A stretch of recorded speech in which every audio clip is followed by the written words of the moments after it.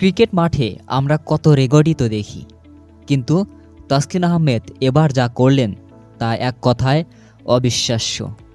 পাকিস্তানের বিপক্ষে শেষ ওয়ানডেতে বাংলাদেশের জয়ের নায়ক তো তিনিই, কিন্তু তার বোলিংয়ের ভেতরে লুকিয়েছিল এক অদ্ভুত চমক। এমন ঘটনা ক্রিকেটে খুব একটা দেখা যায় না।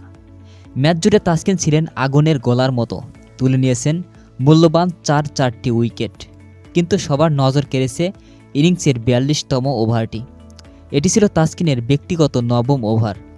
জানেন এই ওভারে কি ঘটেছিল?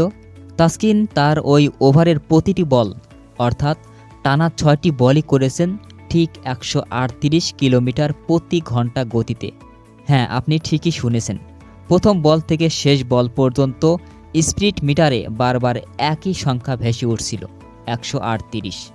একজন ফাস্ট বোলারের জন্য একই ওভারে লাইন লেংথ ঠিক রাখাই কঠিন, আর তাসকিন সেখানে গতির চাকাটা যেন এক জায়গায় লক করে দিয়েছিলেন। এটাকে বলে নিখুঁত নিয়ন্ত্রণ। পাকিস্তানের ব্যাটাররা বুঝতেই পারছিলেন না কিভাবে এই একই গতির ডেলিভারিগুলো সামলাবেন।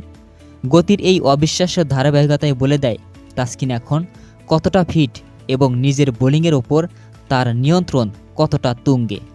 এই ওভারটি ম্যাচের মোড় ঘুরিয়ে দিতে বড় ভূমিকা রেখেছে।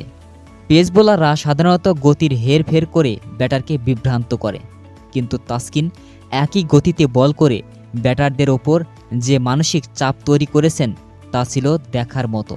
তাসকিনের এই রোবোটিক ধারাবাহিকতা বাংলাদেশের ক্রিকেটে এক নতুন ইতিহাস হয়ে থাকবে।